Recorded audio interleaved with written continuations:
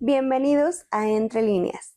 Yo soy Carla y en esta ocasión les quiero platicar sobre este libro que se llama La sed de Marina Yusuk. Marina es una escritora, poeta y editora argentina. De hecho, ella es doctora en letras por la Universidad de Buenos Aires y en 2021 ganó el premio Sara Gallardo justamente por esta novela. Y bueno, ella es especialista en novelas de terror, góticas, justamente en vampiros, donde ella quiere explorar este género para hablar sobre la maternidad y el duelo. Este libro justamente por esto es muy interesante, porque yo a lo largo del tiempo ya he leído vampiros, ¿no? A través de mi fase adolescente y leí todo lo que estuvo a mi alcance sobre vampiros, pero al final son historias, pues, adolescentes. Y en esta historia me encuentro obviamente a una vampira muy madura, tal vez yo también más madura, y lo entendí diferente el libro, ¿no? Y explora temas muy interesantes a través de esta historia de fantasía. Justamente la novela habla sobre la historia de una vampira del siglo XIX que se tiene que adaptar a las nuevas costumbres, así como a una nueva ciudad porque ella migra de Europa hacia Argentina, pero al mismo tiempo también nos cuenta la historia en la actualidad de una mujer alma que está viviendo el duelo en vida por su madre por una enfermedad degenerativa. A mí algo que me encantó de la novela es que justamente entrelaza las épocas. Creo que eso es algo muy valioso porque entendemos por perfecto la historia de la vampira, cómo es que surge ella y cómo es que llega a converger con nuestra otra protagonista que es Alma.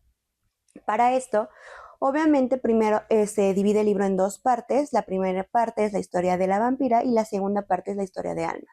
Y vemos cómo van a converger. Como les decía, a mí me encantó justamente que es de vampiros y tenía grandes expectativas de este libro y quiero decir que no me decepcionó. En realidad me quedé deseando saber más sobre ella, no conocer más y espero que haya una segunda parte sobre esta historia, que lo veo tal vez un poco probable, pero la verdad creo que me gustaría seguir explorando este mundo que creó Marina.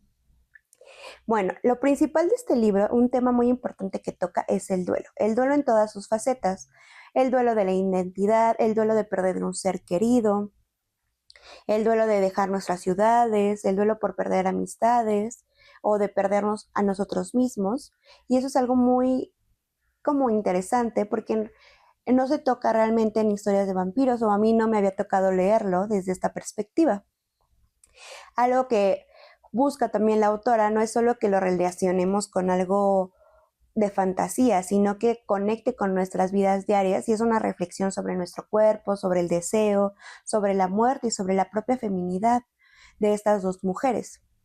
Pero bueno, para empezar, no conocemos el nombre de la vampira a lo largo del libro. Está contado en primera persona y ella nos cuenta cómo es ser creada. Aquí vemos una de las como principales relaciones. Ella es una mujer que crece en un pueblo en Europa, en un pueblo muy pobre.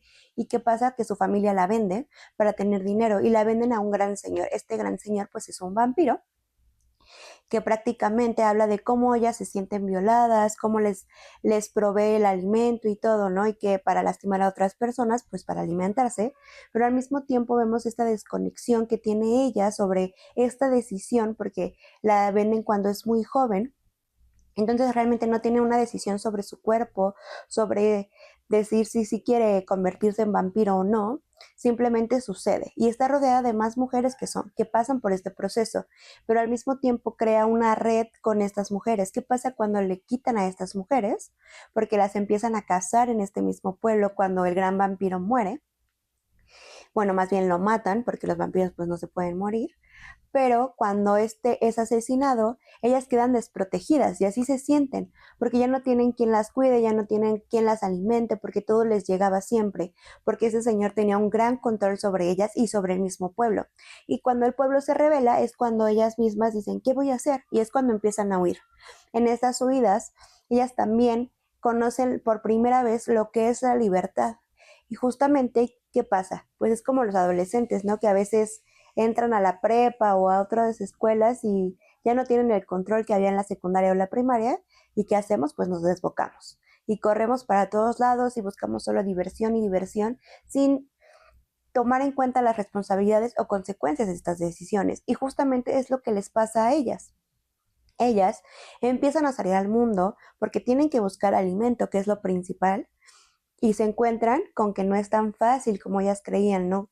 Quitar una vida, cazar, y al final lo hacen en desesperación y empiezan a matar y matar, porque también los vampiros están asociados a esta imagen de fríos, de calculadores, de asesinos. Y es lo que pasa también en esta historia. Ellas se convierten en eso porque tienen que sobrevivir básicamente, sino pues también se secan, ¿no? En las historias de vampiros, si no se alimentan de sangre, pues se van secando y van perdiendo como sus habilidades, que es la de ser más fuertes, correr rápido, que su piel siempre esté perfecta. Esto ya asocia mucho a cómo sería un vampiro en la literatura.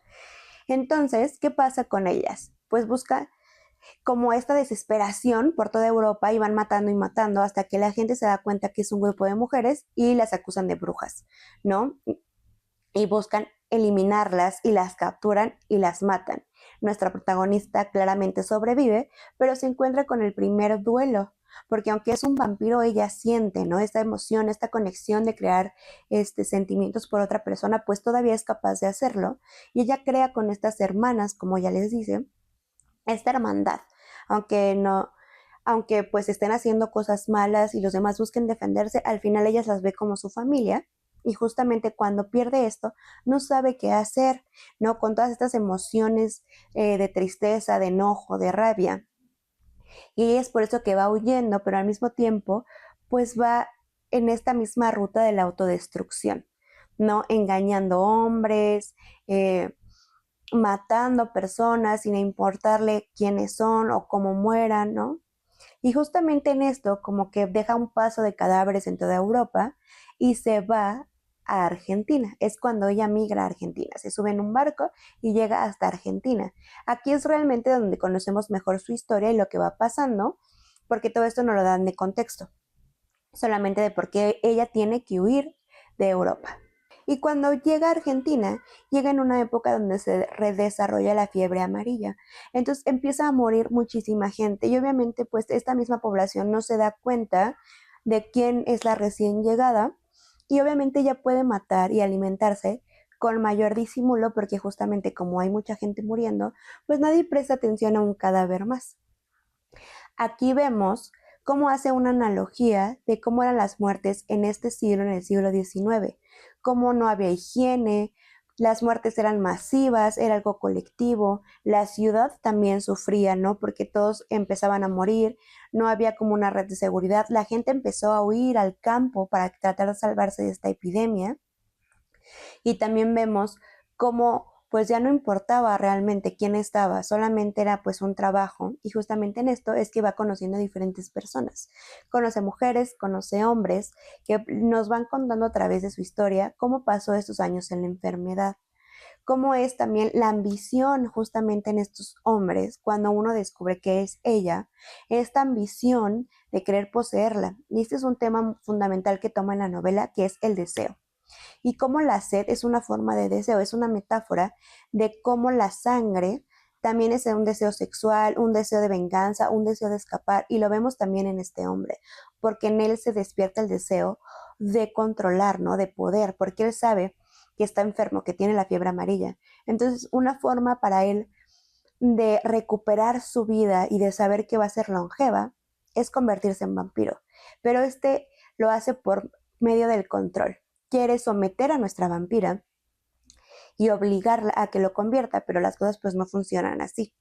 Vemos cómo desde esta época los hombres se creen con el derecho de someter a otra mujer para cumplir sus deseos. En este caso, pues en el deseo de que él ya lo convierta en vampiro, pero al final está mal, ¿no? Porque ella tendría que decidir si lo hace o no. Obviamente también ustedes dirían, no, pues es que es un vampiro y los vampiros pues van matando porque no lo hace o así, ¿no? Pero justamente viene nuestra parte de decidir. Aquí tenemos la decisión de dos personas. Si él quiere convertirse pero ella no quiere convertirlo, entonces pues es un no y no va a suceder. Pero entonces este hombre la somete, la secuestra, ¿no? La violenta, la amenaza para que cumpla con estas expectativas. ¿no? Y es que nuestra protagonista no se deja porque al final es una mujer salvaje, es una mujer que ha vivido reprimida toda la vida, que ha sido violentada de diferentes formas, ¿no? Desde su familia, cuando la convirtieron la primera vez. No, entonces ella busca recuperar este pequeño control y entonces huye de esta persona, pero al final huye con miedo de que él vaya a divulgar su secreto, de que la vayan a linchar como pasó con sus hermanas y que al final su vida se acorte. Al final con este miedo, esta falta de identidad, porque nos encontramos a una vampira, ¿cómo decirlo? Pues tal vez muy humana, con muchos miedos, porque es una vampira, la verdad, que tiene muchos miedos, muchas inseguridades. Y eso también es interesante que lo veamos en la literatura, porque siempre nos retratan a los vampiros como súper fuertes, egocéntricos, ¿no? Los multimillonarios. Y en este caso vemos a una vampira completamente diferente. No, yo estaba acostumbrada a que todos los vampiros pues nos los plantean ricos, ¿no? Porque obviamente han vivido tantos años que cómo no generaste dinero en tanto tiempo, ¿no?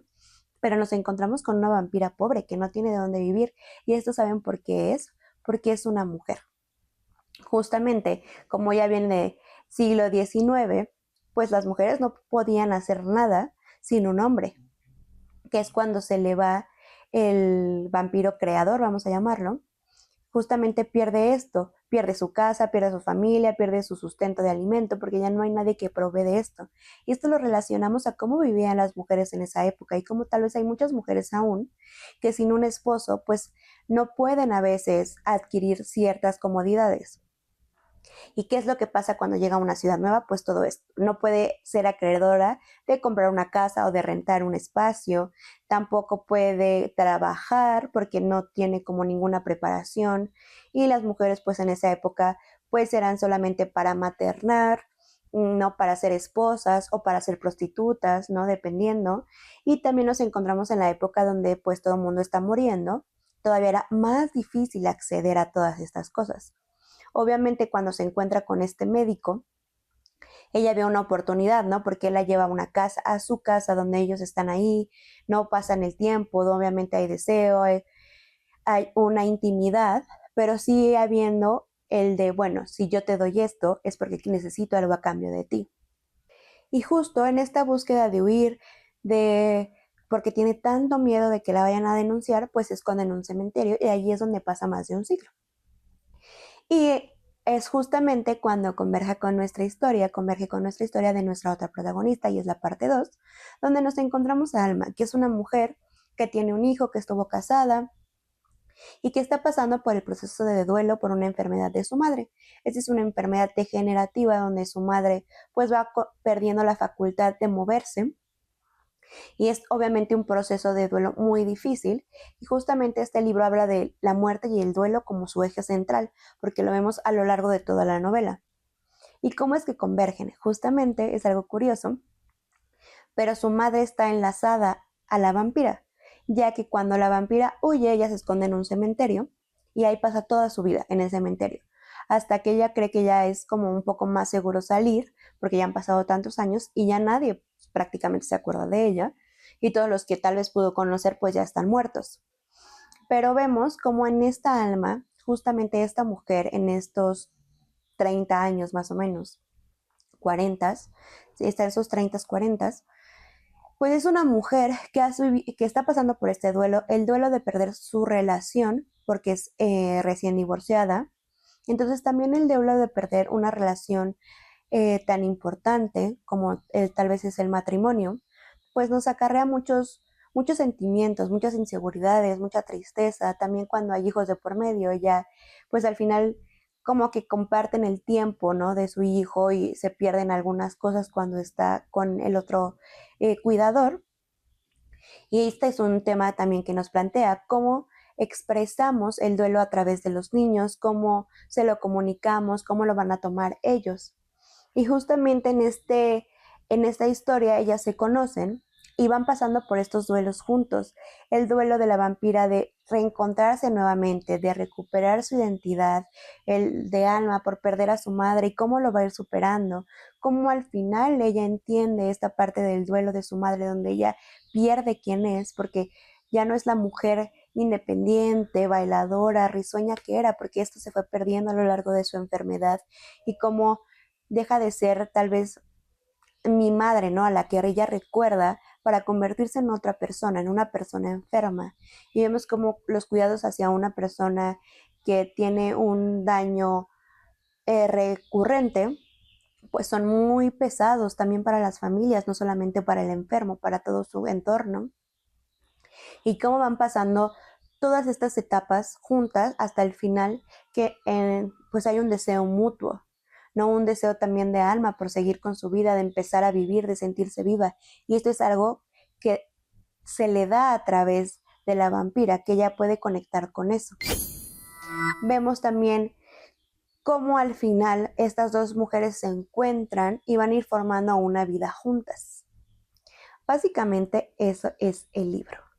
No, no quiero spoilearlos más, creo que ya los spoileé bastante, pero es una lectura realmente increíble. Es un libro que te lleva por muchas emociones, donde en mi caso me quedé con ganas de saber muchísimo acerca de más de las historias. Entonces por eso les decía que espero que haya una continuación. Si alguien ya lo ha leído o ha leído alguna otra cosa de la autora, pues platíquenme qué les parece y espero en serio se animen a leerlo.